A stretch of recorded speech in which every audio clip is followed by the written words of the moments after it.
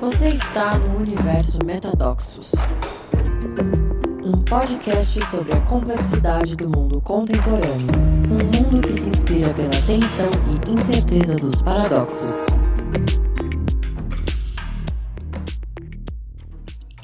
Bem-vindas e bem-vindos a mais um episódio do Metadoxos. Hoje a gente tem aqui a Carol e, inesperadamente, uma conversa que vai passar por espiritualidade, experiências de pico, estados alterados de consciência e as implicações disso na relação com o propósito e na vida.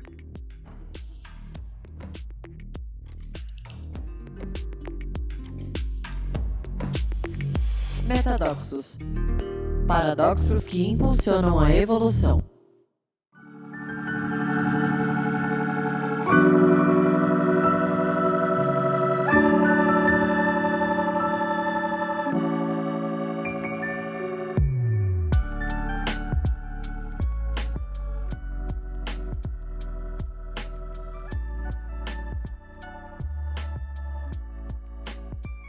Bem-vinda, Caroline. Um prazer enorme estar com você aqui. Obrigada, Marcelo. Estou bem feliz com o convite. Muito bom. Eu sei já que você fez uma transição de carreira importante, parecida com a que eu fiz, da vida executiva para essa vida de trabalhar com as organizações, mas deste outro lado. Vai, conta um pouquinho, talvez começando da tua história de vida, onde você nasceu, os teus pais, como é que você foi fazendo esse alinhavo aí para chegar até aqui.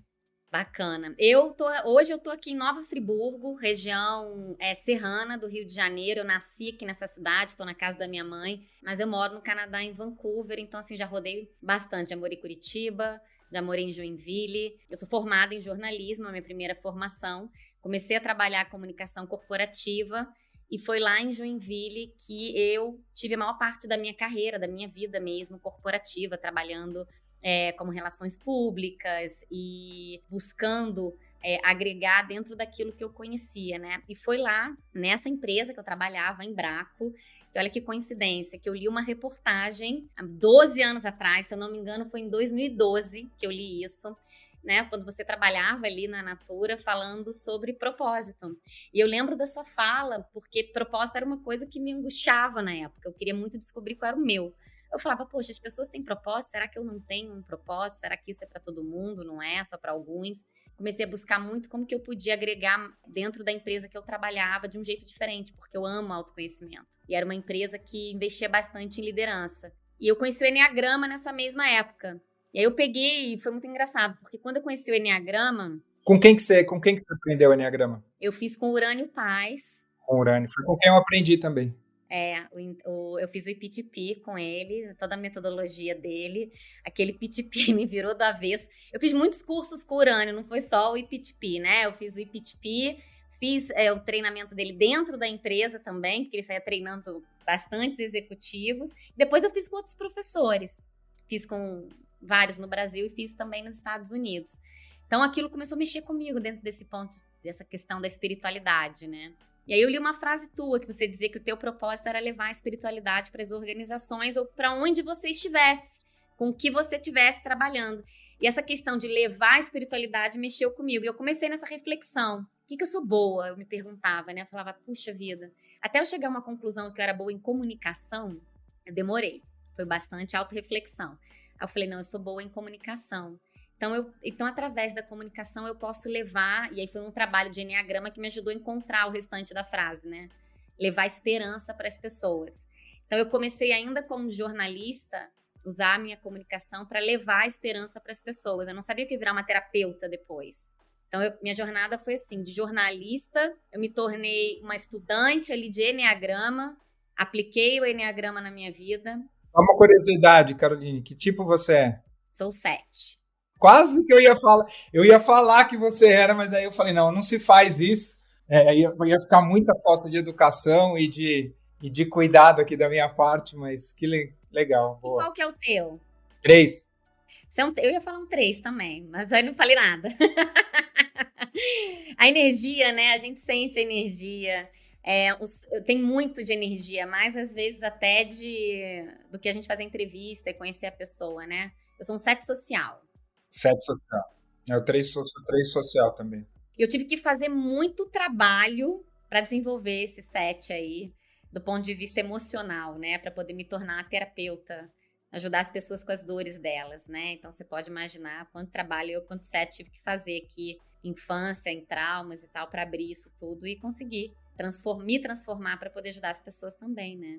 Que legal. Só para fazer um parênteses aqui, para quem está ouvindo a gente e não conhece Enneagrama, provavelmente você que está ouvindo já vai ter, anterior a esse episódio da Caroline, vai ter um episódio solo que eu vou falar só do Enneagrama, porque acho que eu não falei do Enneagrama no solo ainda.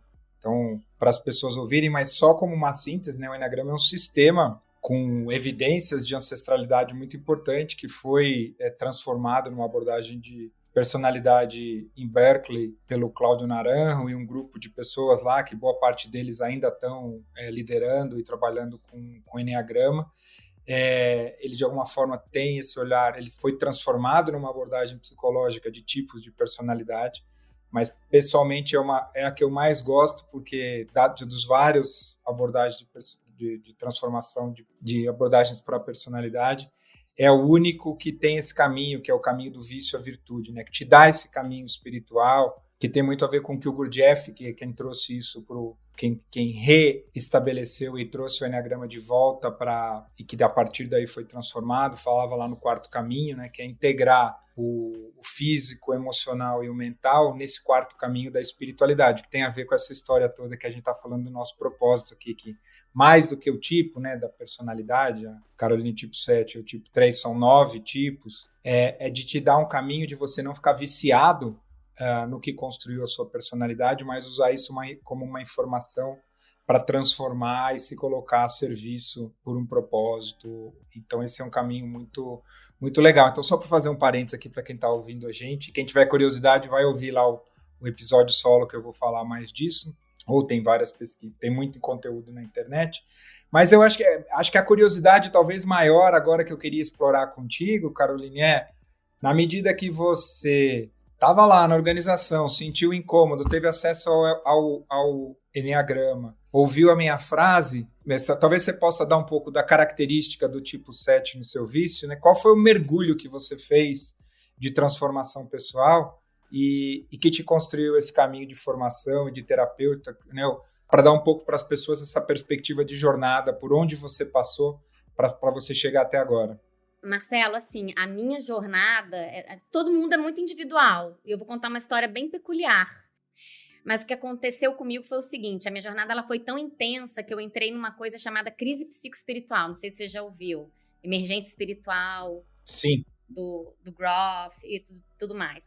Eu cheguei a ter uma crise psicoespiritual de transformação muito profunda mesmo. Foi uma crise muito difícil. Eu fiquei em estados não ordinários de consciência por 8 meses, sem parar. 8 meses? 256 dias. Uau! Essa história eu vou contar num livro. 256 dias, fez uma pausa e disparou de novo. O que gatilhou? É aí que eu queria trazer. O que engatilhou? Eu vinha com uma angústia existencial de busca de propósito. Era isso que estava começando a acontecer em 2012. Foi quando eu encontrei, não por acaso, a tua frase. Em 2013, eu já fazia muita meditação, fazia bastante respiração, vários tipos de respirações, visualizações, porque eu fazia parte de um sistema, tá? Um sistema religioso que treinava bastante essas questões de parapsicologia, de exercícios de isso antes do Enneagrama. Clarividência, telepatia. Só que eu não sabia, naquela época, que eu tenho uma condição chamada sobreexcitabilidade, que eu respondo a estímulo de um jeito muito intenso. Então, a meditação, ela funciona muito para mim. Respiração, ela tem muito impacto em mim. Eu não sabia e eu fazia aquilo com frequência. Já fazia uns 5 anos. Você fazia hiperventilação? Eu também hiperventilo. Se eu fizer 15 minutos de respiração holotrópica, por exemplo, eu hiperventilo. Mas na época eu não fazia esse tipo de respiração, eram outras, né? E aí eu percorri esse caminho ali. O que aconteceu foi, juntou isso tudo junto com um sofrimento emocional. Então, eu sofri um preconceito, aquilo mexeu num negócio aqui que a gente chama de coex, que é como se fosse, de acordo com a linha do Groff, o psiquiatra, é como se fosse, ele pegou um nódulo de coisas, de dores passadas ou de vidas passadas, o que quer que seja, e eu tive uma resposta muito over. O que foi essa resposta over? Juntou todo aquele treinamento, junto com uma dor emocional, e eu tive uma experiência fora do corpo. Eu tive uma experiência mística muito profunda. Então, me vi saindo do corpo, me vi de cima. Foram várias coisas que aconteceram. E essa experiência, que foi muito profunda, essa primeira, desencadeou todas as outras. Então, eu fiquei nesse estado mental de que eu tô aqui, mas não tô aqui, tô em outro lugar, por muito tempo. Só que o que aconteceu foi que no início da crise, eu conheci o urânio. E eu não tinha autoconhecimento sobre o meu ego. Eu não tinha autoconhecimento do 7 do Enneagrama, por exemplo. Eu não sabia que eu era uma pessoa que evitava contato com sofrimento, de muita ansiedade, de planejamento futuro. Eu não sabia nada sobre mim. E o Enneagrama, como você falou, foi um sistema muito assertivo.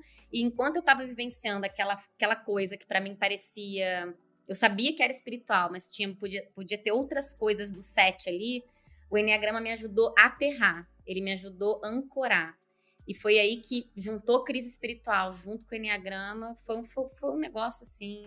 Então, nesses 3 anos, foram 8 meses de estados não ordinários de consciência, e eu posso te relatar muitos fenômenos mesmo, que a ciência estuda, de viver em outras dimensões, um medo de ficar... eu tinha medo de estar com algum problema de saúde mental, no desequilíbrio psíquico, então eu tinha que fazer muito esforço para me manter aterrada, e não conseguia pedir ajuda, não pedia ajuda de ninguém. Se você não suportar, vamos explorar isso, porque eu acho que pode ajudar muita gente, né, que de alguma forma encosta nesses lugares e não tem recurso, né? Voltando lá, você de alguma forma fazia parte de uma comunidade, é isso? De autoconhecimento. Pode falar o nome, não? Eu não vou falar o nome. Não vou falar o nome, não. Sabe por quê? Porque pra mim, hoje, foi por conta deles que eu sofri o preconceito. Eles são uma instituição religiosa, quase que ortodoxa. Não me permitiram ir adiante num curso que eu fazia, porque eu era casada com uma mulher. Então, eles falaram... Então, eu era dessa... Então, o negócio assim, eu era dessa comunidade. Casada, e minha esposa também. Eita! E nessa comunidade, eu fazia todos esses exercícios. E eles me disseram o seguinte, você não pode mais fazer os exercícios aqui, porque você é casada com uma mulher. Eu não aguentei a dor. Isso para mim foi um estrondo, assim, foi um negócio absurdo, porque eles eram uma comunidade que eu entendia que trabalhava com bondade, espiritualidade. E aí é o que o Gurdjieff fala, né? Foi uma decepção, foi um negócio tão devastador para mim. Você de alguma forma tinha uma relação ali com a comunidade de desenvolvimento, e desse lugar que causa preço, eles rompem desse lugar de preconceito, dá essa travada, dessa cisão mesmo. Eles romperam, deu uma cisão alucinante para mim, e quando eu comecei com a crise, eu não saí do corpo uma vez, Marcelo, eu saí várias vezes do corpo nesses 256 dias, e eu tinha experiências acordada. Eu posso falar para você que eu vivi no mundo do Van Gogh, que eu via tudo se conectava a mim, conversava comigo, e minha grande angústia que era, ou eu estava me tornando um santo, ou eu estava ficando esquizofrênica. Não existia para mim, eu não conhecia um caminho do meio. Então, o que eu fazia? Eu ficava sozinha, não contava para as pessoas, só que eu fui até essa instituição e contei. Eu pedi ajuda e eles negaram. Eles não sabiam o que fazer, porque tudo que eles ensinavam estava acontecendo comigo. E eu não conseguia encontrar, eu só conseguia encontrar o que acontecia comigo nos tratados de espiritualidade. Então, acho que a minha força foi, além de eu ser um racional 7, e isso me ajudou muito, eu ser muito racional, trabalhava numa empresa bem estruturada, e o que aconteceu é que eu estava na Embraco, passando por tudo isso, e foram os meus 3 anos mais produtivos dentro da empresa. Uhum. Você conseguia, nesses 8 meses, você conseguia funcionar no dia a dia? Eu quase parei de funcionar, mas eu funcionava. Então, assim, eu dirigia, eu não queria ter contato com as pessoas. Então, assim, depois desses 8 meses que aconteceu eu me demiti, eu me divorciei, acabou o casamento, acabou um monte de coisa. Minha vida caiu tudo e recomeçou tudo de novo. Mas nesses 8 meses, era muita dificuldade. Era para dormir, especialmente, porque aconteciam muitos fenômenos. Eu tinha sonhos premonitórios, eu via a minha linha do futuro, voltava, via de novo, voltava. Teve um dia que eu acordei e vi meu quarto todo violeta, imersa numa energia da compaixão, assim, alucinante. E queria perdoar todos os seres. Então, e aí começou a vir trauma, repressão, um monte de coisas de infância começou a surgir. Eu ia fazendo a cura daquilo ali, mas sem ajuda nenhuma. O que me ajudou? Acreditar que eu estava sendo guiada por algo espiritual. Então, eu tinha guia, esse universo estava me guiando. Eu tenho cenas, assim, que eu te conto, que eu não sei como eu atravessava uma rua. Uhum. Por exemplo, Porque eu ficava num estado tão alterado que é como que eu posso te dizer? Eu nunca usei nenhuma substância, principalmente naquela época, de alteração de consciência. Estava acontecendo espontaneamente comigo. Com essa sensibilidade, se você usar qualquer coisa, pelo amor de Deus. Não tinha, exatamente. Então, era qualquer coisa, já gerava isso. Então, o que eu fazia? Às vezes eu não conseguia dormir. A única coisa que mais fez o meu grounding, que me trazia para a Terra, era escrever. Então, eu tenho 3 anos escritos, por isso que eu estou dizendo que vai virar o livro. Eu escrevia todos os dias a experiência, como se eu estivesse conversando com Deus, como se eu estivesse conversando com Jesus Cristo, e como se Jesus Cristo estivesse ali me guiando, e eu falava, eu não posso me perder. Dentro da Embraco, numa reunião de comunicação com a minha diretora, aconteceu uma cena que foi o seguinte: todo mundo sentou e alguma coisa aconteceu, pode ser uma vertigem, qualquer coisa, mas tudo girou ao meu redor e voltou para o mesmo lugar, e eu tive uma sensação que eu saí do corpo e voltei. Você sabe o que eu consegui fazer? Eu segurei na mesa, segurei na cadeira e falei assim, a cadeira tá gelada, meu pé tá no chão, eu tô dentro da Embraco, aquela ali é minha chefe, eu vou falar para ela dos indicadores de PR.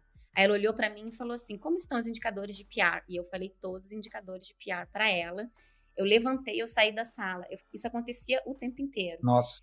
Então eu tinha uma sensação assim, eu não posso me perder. E a energia que entrou, que me dominou ali, eu entrava em transe facilmente, ela entrou e ela saía de mim, e as pessoas sentiam.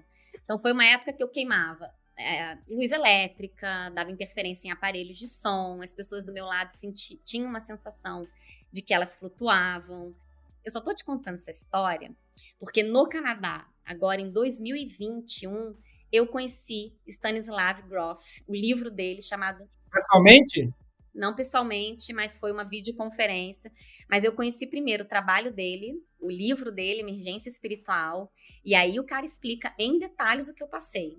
E isso porque um pessoal de Curitiba, eu já tinha falado com não sei quantos psicólogos, pessoal de Reiki, todo mundo que você pode imaginar tentou me dar um diagnóstico do que acontecia comigo, e as pessoas não conseguiam alcançar.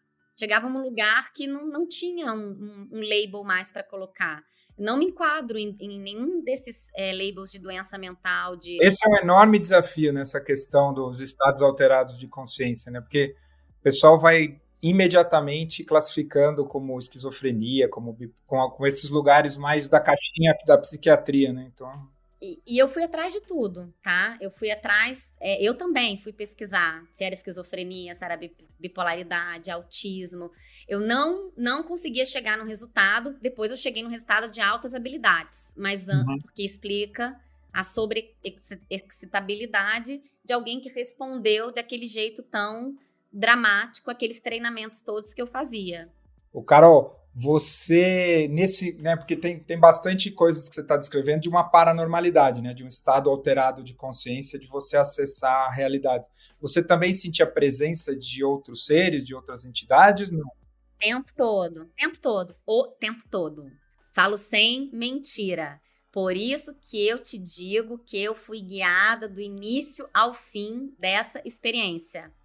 Eu acordei uma vez, eu senti que alguém entrou no meu quarto. Quando eu senti que alguém entrou no quarto, eu sentei na cama para ver o que era. Eu olhava... Gente, isso é uma cena do meu livro, tá escrito, por isso que eu consigo falar. Eu sentei, senti a presença, eu vi uma esfera, uma luz azul, algo na minha frente, fiquei com medo, deitei, enfiei a cabeça debaixo da coberta, comecei a rezar, chamava Jesus, rezava o Pai Nosso, era uma coisa assim de louco. Comecei a rezar pedindo para ir embora. Não foi embora. Tirei a cabeça de fora, falei, bom, não foi embora, eu já estava toda energizada mesmo. Aí eu sentei na cama e perguntei, quem é você?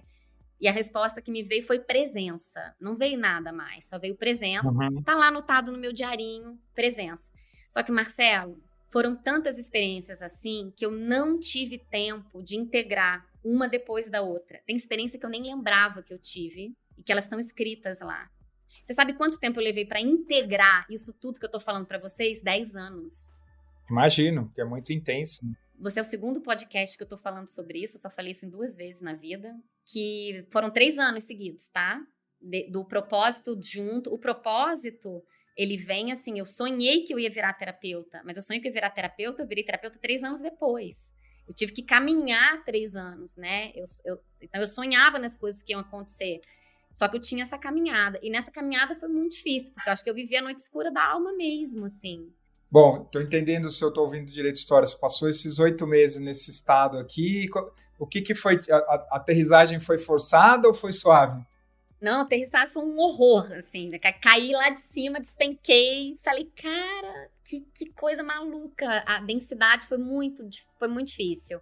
Mas o que aconteceu? Eu não sabia, nesses 8 meses, que a meditação, a respiração, a filosofia e música me mantinham num estado alterado. Então, eu amplifiquei as minhas meditações, eu amplifiquei as orações, sendo que o que é recomendado é que a pessoa pare. Eu sei isso hoje como professora, né? Então, na hora que a pessoa começa a sair do jeito que eu estava saindo, ela tem que parar com as práticas espirituais, as meditações e respirações. Eu fazia demais, eu amplifiquei. Tem que aterrar, não? Porque todas essas práticas aumentam a conexão mais com o espiritual, né? O desafio é aterrar, né? E eu entrei num looping que eu ficava repetindo essas coisas sem parar. Então eu ficava muito. Até que eu fui parando. E quando eu fui parando de fazer, foi quando a minha energia foi voltando. Só que eu levei muito tempo para ver essa energia voltar, esses 256 dias. E por que foi 256 dias? Porque quando eu saí do corpo a primeira vez, nessa experiência que foi a mais mística de todas, eu fui para um lugar, e nesse lugar, alguém falou para mim assim, faltam 256 dias. Eu recebi a informação antecipada. Então, eu achei que era uma mensagem, na época, profética. Vai acontecer alguma coisa daqui a 256 dias. Eu fiquei contando os dias e escrevendo, num processo, assim, obsessivo. No dia 256, eu estava esperando alguma coisa, tipo o fim do mundo. Tipo, alguma entidade vai aparecer aqui pra mim, vai acontecer alguma coisa, tem que acontecer alguma coisa, porque não é possível tudo que eu passei não acontecer nada. E aí, nesse dia 256, não aconteceu exatamente o que eu esperava, mas foi o dia que eu notei que no dia seguinte a minha vibração não era mais a mesma do que todo aquele tempo daquilo que eu tinha passado. Uhum. E aí eu acalmei por 3, 4 meses até chegar no IPTP. Aí quando eu cheguei no IPTP, agravou-se de novo. E aí, depois do IPTP, eu fiquei 3 meses em estado alterado. Depois desses 3 meses, aí começa o meu processo de propósito. Aí que eu vou lá deixar minha carreira, eu começo a trabalhar com o Enneagrama. Só que, de novo, eu funcionava e não só funcionei, como eu fui hiperfuncional. Eu ganhei um prêmio. O prêmio do Brasil da melhor estratégia de relações públicas da categoria grande empresa. Provavelmente estava no espaço criativo, né? Porque, na realidade, esse lugar onde você estava é o lugar de acessar a criatividade, né? Você estava super sintonizada, né? Então... Foi muito mesmo. Aí, todas essas coisas aconteceram. Eu saí do país nesses 3 anos, a empresa eu fui promovida, aí assumi um cargo de liderança, e aí aconteceu que várias pessoas foram demitidas, eu assumi a todo o departamento da empresa, comecei a responder para vice-presidente. Essa vice-presidente me mandou para fora do país umas 5 vezes. Eu fui conduzir feira na China, na Alemanha, eu fui trabalhar na Itália, eu fui trabalhar na Holanda. E eu vou te falar que eu fui trabalhar nesses lugares todos passando por essa crise. Não tão intensa como os primeiros 8 meses, mas tentando integrar e muitas vezes vivendo estados alterados mais tranquilos, mas que esses estados duraram 3 anos no total, assim. E ele encerra quando eu descubro que levar a esperança para as pessoas, ou como levar essa esperança para as pessoas, era primeiro por meio do Enneagrama e depois me tornando uma terapeuta, uma professora. E aí hoje, se você te perguntar, eu não abro mais daquela forma, é tudo bem cauteloso. A meditação é bem cautelosa. Se eu estou escrevendo um livro, eu não posso meditar ao mesmo tempo. Se eu for fazer respiração holotrópica, eu tenho que cuidar com a minha alimentação. Então hoje eu já sei como fazer, né, para não sair tanto. Você se regulou. Deixa eu te perguntar uma coisa, você nesse período, né, porque esse lugar do estado alterado de consciência, ele te transcende de tempo e espaço, né, você foi descrevendo, você teve acesso a um pouco do que você está fazendo nessa existência aqui nesse planeta, por que você está tendo esse tipo de experiência, ou seja, o que... Essa foi a minha principal angústia. Quem sou eu? O que eu estou fazendo aqui? Por que eu vim? Qual que é a missão da minha alma? O que aconteceu é que sim, tudo que veio para mim veio em relação a esse tipo de resposta. Era para mim. Eu não canalizei coisas para outras pessoas. Eu estava recebendo coisas para mim. Mas, te respondendo, essa era a minha angústia. por que eu tô passando por isso tudo, quem sou eu, o que eu vim fazer aqui e tudo mais. E lá apontava que eu ia levar pelo menos 20 anos para completar o que abriu lá atrás. Eu tô no meio do caminho, passei 10. Faltam os outros 10 aí. Mas a minha missão de alma, de levar a esperança para as pessoas, tem a ver com expansão da consciência, espiritualidade, tem a ver com a comunidade onde eu nasci, que eu venho de...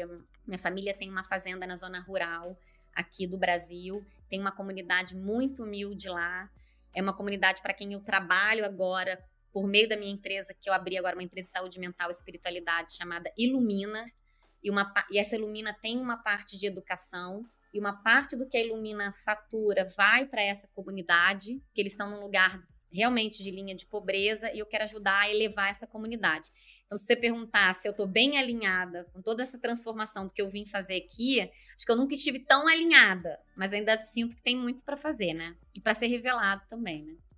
E deixa eu te perguntar uma coisa. Bom, aí você chegou, encontrou o Urânio foi te ajudando a aterrar, né? Para quem está ouvindo a gente, o grande desafio, você já trouxe isso, né, Carol? O grande desafio do tipo 7 é dar de cara com as dores e com o sofrimento, né? O tipo 7 vai para esse lugar de mental, de ter prazer, de buscar cada vez mais coisas legais, exatamente para não entrar em contato com a frustração, com o sofrimento e com a dor. Como é que foi o teu encontro aí com as tuas dores? Como eu fiquei muito na espiritualidade, eu não tinha autoconhecimento, foi o Urânio o Enneagrama que me ajudou a abrir a dor. Então, a primeira coisa que aconteceu foi, ele me tirou do bypass espiritual para que eu pudesse voltar ali na infância para curar as minhas dores pai e mãe. Começou com pai e mãe mesmo. E foi para mim, assim, devastador. Devastador enquanto tipo 7. Eu não falava sobre as minhas dores, eu não olhava para minha infância.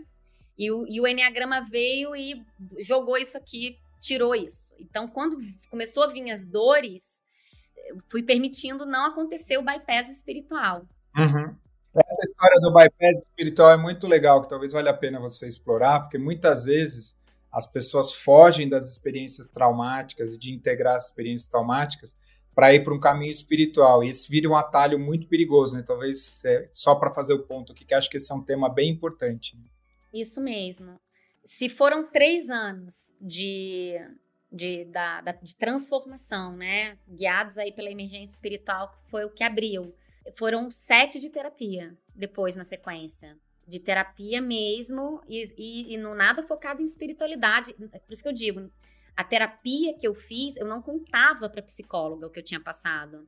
Eu tinha medo de ser diagnosticada com saúde mental, eu tinha medo de tomar uma medicação. Hoje eu não tenho nada contra a medicação, eu deveria ter tomado. Eu vivia num estado de ansiedade que eu não sei como é que eu dei conta, né? Mas, então foi muita terapia com uma psicóloga de Curitiba e com as psicólogas do Canadá. Para eu me formar como terapeuta, eu tive que fazer 2 anos de imersão como counselor num negócio que foi estrondoso para mim. Tipo assim, não ficou pedra sobre pedra de trauma, de dor, de coisas que estavam reprimidas. Então eu tive muita ajuda terapêutica, psicológica depois da crise. Mas eu não falava da crise, eu não conseguia. Então, se você for olhar as minhas entrevistas, tudo que eu participava para trás, todas as palestras, eu não cito isso. Imagina eu falar de dimensão, Jesus Cristo, Arcanjo Miguel, ancorei aqui, fiz não sei o quê. Nunca trouxe isso em 10 anos, né? Se você for ver as minhas aulas da PUC, que o Pedro faz, não tem isso, da PUC digital. Da Unicesumar, não tem essa história. Que tem, sou eu ensinando como lidar com luto, com emoções, com traumas. Isso que eu tô contando é super novo mesmo. Quem sabe dessa história? Quem estava comigo lá atrás, então minha ex-esposa, que conforme os fenômenos iam acontecendo, como eu tive esse background de paranormalidade, de estudos de fenômenos paranormais, eu sentava e falava, então tá bom, isso que eu tô tendo é desdobramento, é projeção da consciência, eu tô levantando do corpo, conforme eu vi nos estudos. Então eu não ficava horrorizada, eu tinha um conhecimento, e a minha ex-esposa tinha esse conhecimento também. Então eu falava para ela sair do corpo, ela falava, meu Deus, e para onde você foi? Era tratado entre nós duas com naturalidade.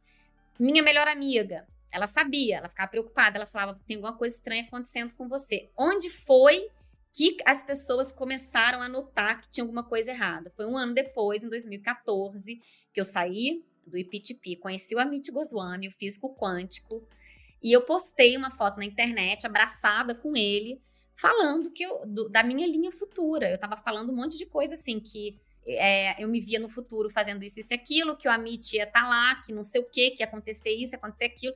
Aí nisso minha avó me ligou e falou, você não tá bem. Você não tá bem, tem alguma coisa acontecendo com você. Por que você tá abraçada com esse cara? Quem que é esse cara? Eu falei, isso é um físico quântico. Mas o que tá acontecendo, vó? O que tá acontecendo é que eu vou levar esperança para as pessoas, não sei o quê. Então você começa a ver que eu fui deixando algumas pistas, algumas coisas. Se você voltar lá atrás, for ver minhas redes sociais, por exemplo, que estava claro que tinha alguma coisa acontecendo para quem me conhecia. Mas eu não conseguia dizer, porque eu não sabia direito. Eu só achava que o universo tinha uma missão para mim e que eu tinha que seguir com aquilo. E eu ia. E agora que eu tô começando a falar, que eu tô começando a escrever, porque eu encontrei o termo emergência espiritual.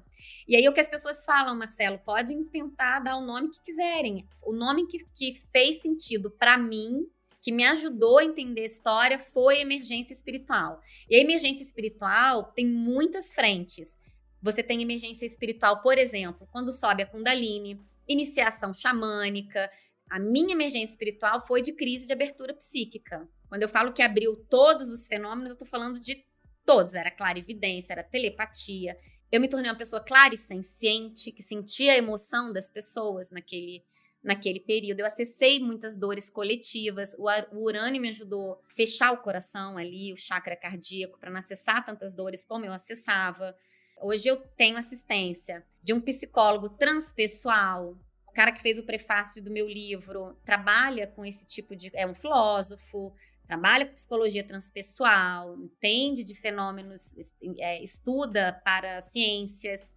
Então, mais essas pessoas com esses outros tipos de conhecimento, outros tipos de inteligência, foram me ajudando a estruturar um pouco do que foi que aconteceu comigo.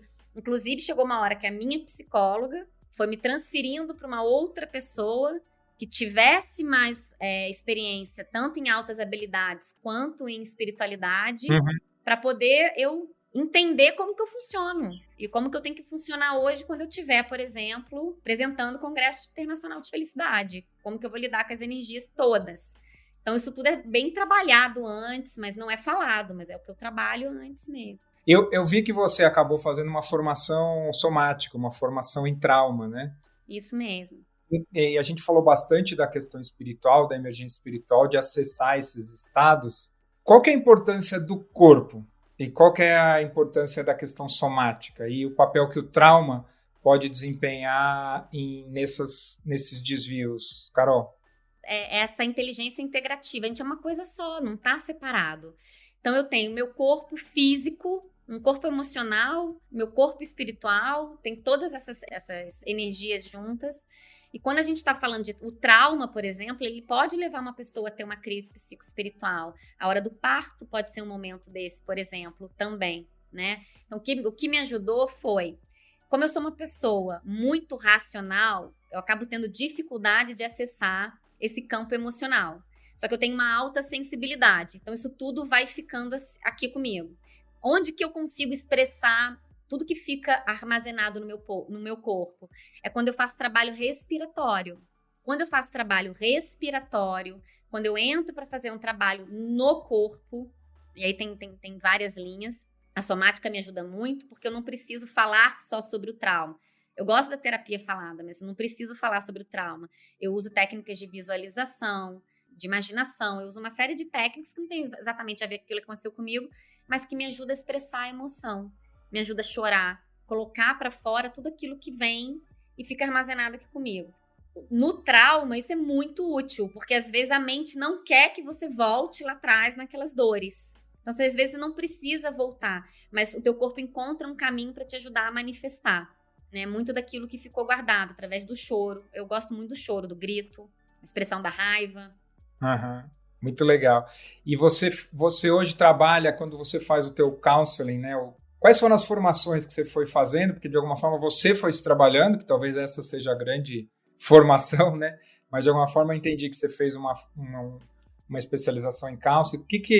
que você foi colocando aí na sua caixinha de ferramentas? Então, vamos lá. Eu era mundo corporativo e tudo que eu investia era em MBA, marketing, estudar inglês, projetos complexos, era isso. Veio o Enneagrama e eu falei, olha, que legal. Comecei a usar para mim. Comecei a aplicar o Enneagrama em mim. Quando eu vi, eu estava aplicando Enneagrama nos trainees da empresa, nos jovens aprendizes, nos executivos, voluntariamente, porque eu gostava. Eu entendi que o Enneagrama ajudava em competências de liderança, em comunicação. Só que depois disso, quando eu comecei a trabalhar com o Enneagrama, antes mesmo de ter formação em coach como terapeuta, eu comecei a ver que eu ia até um lugar com as pessoas, mas que dava para aprofundar mais. E aí eu comecei a trazer outras formações. O counseling que eu fiz foi numa universidade, num college privado, no Canadá, que tem uma abordagem humanista, trauma-informed, que traz uma visão linda, focada em empatia, em compaixão. Que legal. E ali eu consegui fazer o meu próprio trabalho terapêutico e treinar todas aquelas terapias que eu aprendia nas pessoas. Então, hoje eu trabalho terapia cognitiva comportamental, que tem evidência em ciência, é uma das mais fortes para a gente trabalhar com trauma, por exemplo. Trabalho com a terapia dialética comportamental para regulação emocional, com a terapia narrativa. Incluí o Enneagrama nas minhas sessões de counseling. A minha abordagem ela é mental, emocional, física e espiritual para o cliente que quer trazer emergência, que quer trazer abordagem espiritual, né? Porque eu respeito, eu posso ir com ele até um ponto, mas se ele quiser ir mais, a gente vai mais. E essas são as minhas abordagens. Depois que eu me formei como counselor, trauma-informed, uma abordagem holística, baseada na ciência, e, enfim, todas essas terapias, aí eu comecei a fazer a formação que eu estou fazendo agora, que vai levar um tempo para terminar, em estados alterados de consciência, em psicologia transpessoal, em respiração holotrópica. Eu sou estudante hoje nisso. Que legal. E hoje o teu trabalho é o que hoje, Carol? Eu sou terapeuta. Eu só trabalho ajudando as pessoas num a... Um a um? Hoje é no 1 a 1, na minha clínica, que é virtual, atendo brasileiros no Canadá, imigrantes em outros lugares do mundo, alguns do Brasil também. Faço as aulas para o Brasil de EAD, né, à distância, então ensino inteligência emocional e facilito grupos, sou facilitadora de grupos. E lá no Canadá, em Vancouver, eu sou cofundadora de um círculo de mulheres também, chamado Wholehearted, terapeuta voluntária em algumas ONGs, eu trabalhei lá, mas né, terapia no 1 a 1, mas sempre trabalhei com grupos, Marcelo. Como é que foi essa decisão de ir para o Canadá, Carol? O Canadá estava na linha também, na linha da minha vida aí. O Canadá, eu estava saindo, passei os 3 anos saindo da crise ali, e assim que eu saí, veio a Júlia, que é a minha nova esposa, e a Júlia morava no Canadá, foi por causa dela, fui por amor. E nessa de fui por amor, eu acabei me tornando terapeuta no Canadá, né? Eu trabalhava com Enneagrama no Brasil, mas me tornei terapeuta no Canadá, mas foi assim o Canadá veio, ela já estava lá. E eu estava no Brasil, a gente se conhecia porque nós duas tínhamos trabalhado na mesma empresa, e aí a gente se conectou ali em algum momento, e deu 1 ano de relacionamento, eu fui. E depois de um tempo nós nos casamos, estou lá há 7 anos. Vamos ter uma filha agora. Ah, que bom. Quem que vai ter, você ou a Júlia? A Júlia, ela tá grávida de 4 meses, da Helena. Ah, parabéns, Obrigada. Que legal, parabéns, muito legal. Obrigada. Muito bom. A homossexualidade foi um tema para você, desafiador? Além do, que obviamente você já contou do preconceito, mas nesse caldo todo, como é que foi essa orientação ao longo da vida? Foi sim. Eu vim, por sorte, eu não nasci numa família repressora, nasci numa família tradicional, conservadora, católica, mas nunca foi uma família repressora, foi uma família muito amorosa. Mas com 20 anos de idade, quando eu me descobri gay, lésbica, eu tinha vergonha, eu não contava isso para as pessoas, né? Eu tinha medo de não dar orgulho pro meu pai. Então eu guardei aquilo para mim, como um segredo, por uns 5 anos seguidos, até que comecei a contar para minha mãe, comecei a contar para pai, para a família, fui contando para as pessoas, e as pessoas foram recebendo aquilo com uma surpresa, né? Porque, veja bem, não tinha o perfil, abre aspas. Então foram recebendo com surpresa, mas foram recebendo com muito amor. E isso me ajudou a ir ficando cada vez mais forte. Mas quando eu entrei numa abre aspas, escola de filosofia, que depois eu entendi que não era uma escola de filosofia, era um sistema religioso, e eu sofri preconceito lá dentro, essa foi a maior e talvez única cena de preconceito mais gritante que eu tive em toda a minha vida. Eu não sofri preconceito de nenhum executivo na empresa que eu trabalhava. Uma empresa só de homens, engenheiros, era 90% da empresa era formada de homens, eles me tratavam muito respeito, e foi dentro dessa escola mesmo que veio a grande parte do preconceito. Uma vez que eu superei isso por um caminho de autoaceitação, que foi uma das coisas que veio pós a minha momento de transformação ali também, aí eu comecei a agir com muita naturalidade. O Canadá é um país muito diverso, então não foi um grande tabu, não, mas foi basicamente essa história. Então, hoje a minha família toda, esse é um tema muito tranquilo para minha família, então eu tenho essa sorte, né? Mas eu ajudo muitas pessoas que não têm a mesma história que eu também, né? Então, eu trabalho com muitas pessoas e ajudo muitas pessoas que estão enfrentando preconceitos por aí. Muito legal. E talvez queria explorar um pouco com você. A gente está vivendo um momento desafiador no planeta, né, Carol? Eu facilito grupos há 20 anos, né? E pela primeira vez nos últimos 2, 3 anos, todos nos últimos, principalmente pós-Covid, todos os grupos que eu facilito têm alguém com um quadro de pânico, de ansiedade, num nível que eu não... que eu tinha desconhecido, assim, né? Tem um ponto importante da tua fala que você teve dificuldade de pedir ajuda, né?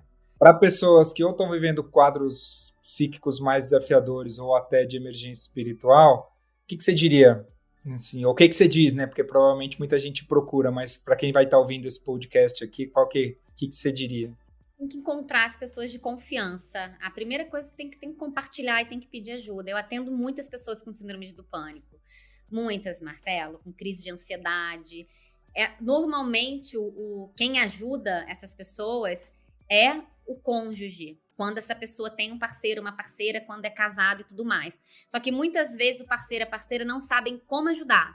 Não sabe o que fazer na hora que a pessoa não está conseguindo respirar, na hora que a pessoa está se batendo, na hora que o coração da pessoa está disparado. Então, as pessoas chamam a emergência. Bom, pelo menos lá em Vancouver, 911 leva a pessoa com síndrome do pânico para o hospital, aí descobre que era síndrome do pânico, que era uma crise de ansiedade, aí a pessoa volta para casa, mas parece que ela está tendo um infarto. Então, o que acontece temos que tirar o tabu desses estados psíquicos, né? Tem muita questão ainda com saúde mental que a gente precisa avançar. Então, as pessoas sabem o seguinte, elas sabem que se elas quebram um braço, elas têm que buscar um ortopedista. Se elas têm câncer, gostando ou não do tipo de tratamento, elas precisam passar por uma quimioterapia. Agora, quando elas vêm com depressão, quando elas vêm com ansiedade, elas acham que elas não têm que fazer nada. Que elas têm que ser fortes, que elas têm que superar sozinha, que isso é mimimi. E é isso que atrapalha a ajuda a chegar até essas pessoas. Ansiedade é uma doença, a depressão é uma doença da mente. Isso tudo vai se agravando ao longo do tempo. O Brasil é um país que as pessoas têm uma carga horária de trabalho insana. É um país que vem de uma cultura escravocrata. Não é à toa que ele está no topo dos países mais ansiosos do mundo. Eu vi uma pesquisa da Organização Mundial da Saúde, que acho que metade do mercado brasileiro, das pessoas que trabalham no Brasil, estão deprimidas, seja do nível leve aos níveis mais graves, porque as pessoas não têm educação em saúde mental. Saúde mental é uma coisa que vai escalando. Uhum. Então, se você não age quando o problema aparece, aquilo vai se agravando. Então, eu acompanho pessoas que vêm para mim porque tiveram a crise.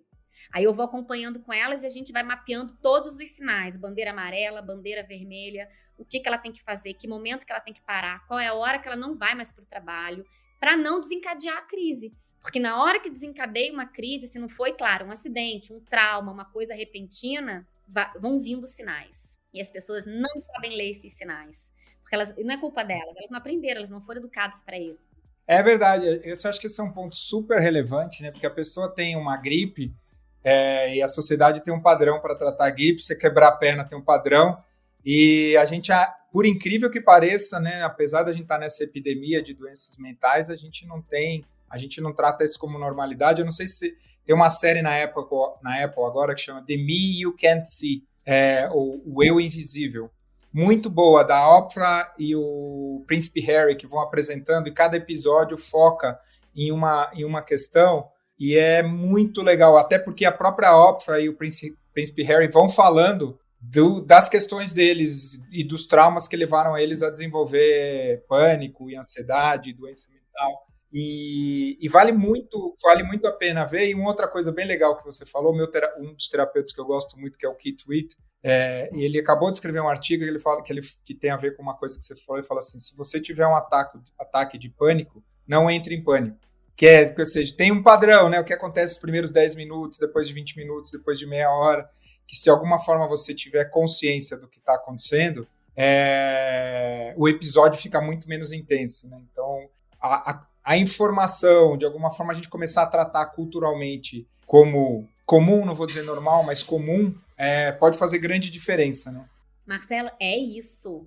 Tenho que fazer. Quando a pessoa sabe, e eu já ajudei, não posso citar nenhum caso, mas já ajudei pessoas que foi assim, eu digo para ela absolutamente tudo que ela tem que fazer na hora que começar a crise. E eu vou te dizer que a pessoa se lembra, elas têm a informação, ela não se desespera mais, porque o medo dá mais desespero. E ela vai fazendo, e ela abre a geladeira, ela pega o gelo que eu falei para ela pegar, e ela passa o gelo no pescoço, ela passa o gelo no pé, ela passa o gelo na mão, aí ela sai da mente e começa a entrar no corpo. Ela começa a contar, a contagem que eu passei para ela começa a falar dos objetos. Ela vai lá e sente o cheiro do café. O que acontece com ela? Que gera o pânico, o corpo ele tá reagindo como se um leão estivesse entrando no quarto e fosse matar aquela pessoa. Ela vai morrer. É isso que o corpo dela tá entendendo que vai acontecer. Mas não tem um perigo iminente ali. Aquilo tá sendo gerado pela cabeça dela. Então o que ela tem que sair? Da cabeça. Ela tem que entrar no corpo. E como é que ela faz isso na hora da crise? Tem um monte de técnicazinha. E se a pessoa está sozinha, ela consegue guiar outro. Eu tenho um caso de uma pessoa que começou a ter pânico na rua, que conseguiu pegar o telefone, mandaram me ligar, e por videocall, com um completo estranho na rua, eu ajudei ela a voltar. Porque ela falou, você tem que ligar para essa pessoa aqui urgente. Por acaso, eu dei sorte de estar ali e fui conduzindo ela no meio da rua, com a pessoa estranha segurando o celular, a voltar daquilo que ela estava tendo. E aí, quando a pessoa volta, o que acontece? Ela volta, ela começa a se acalmar, ela tem que distrair a cabeça, fazer uma outra coisa, e é provável que ela tenha uma outra crise na sequência. Vai ter um tempo ali e ela vai ter outra na sequência. Ela já sabe que vai ter outra também, já contei para ela. Nessa outra, ela volta de novo. Normalmente a crise vai durar, depende, mas normalmente dura 20 minutos. Se você começar, na hora que começou a crise, você começar a ajudar a pessoa, você vai ficar 20 minutos ajudando sem parar. Bom, aí depois disso, ela tem as técnicas, tem tudo. Aí ela vai acalmando, aí ela vai chamando o planejamento dela de autocuidado. Autocuidado, as pessoas têm planejamento financeiro, planejamento de vida, planejamento de carreira, mas as pessoas não têm planejamento de autocuidado. Isso faz toda a diferença em todas as esferas, mental, emocional, física e espiritual. Autocuidado para tudo. Eu um dia não tive autocuidado espiritual, por exemplo. E aí, conforme a gente tem um plano para isso, a gente vai conseguindo se manter saudável num mundo que está muito difícil de se viver. O que você tem experimentado para ajudar? Porque eu acho que a gente coletivamente não conseguiu viver o luto da pandemia, né? De lidar com as perdas, e a gente, geracionalmente, eu não sei qual vai ser a implicação no longo prazo das milhões de mortes que a gente não conseguiu processar. E agora a gente está vendo isso, né? A gente vê as imagens vão entrando e a gente meio que vai se anestesiando. Então, como se manter sóbrio? Marcelo, que pergunta boa, né? Ainda mais sobriedade. Tem 3 coisas, 3 princípios que eu levo para minha vida e é o que eu trabalho com os meus alunos, com os meus clientes. São 3 coisas. Aceitação, uma aceitação para transformar, não é a resignação, não fazer nada, não agir. É normalizar e validar. Então, vamos lá. O aceitar é assim. Esse mundo tem guerra, esse mundo tem problema desde que o mundo é mundo. A gente passou pela pandemia, pela guerra da Ucrânia, aí você volta um pouco mais. A gente passou pela Guerra Fria, a gente passou por genocídios, a gente passou pela Segunda Guerra, Terceira Guerra, pelo Holocausto. Terceira Guerra não. Primeira, Segunda, Holocausto. Aí a gente vai chegar lá, vai passar para a escravidão, vai chegar lá atrás na crucificação e vai. O mundo é assim. Então, como é que a gente faz com os recursos que a gente tem hoje, a gente consegue ter um pouco de sobriedade? Eu acredito que é mudando de posição entre eu paro de ter esperança que alguém vai fazer alguma coisa fora e eu me torno a esperança. Eu sou a esperança para alguém que está aqui do meu lado, a esperança de afeto, a esperança de amor no mundo do ódio, a esperança de paz no mundo da guerra.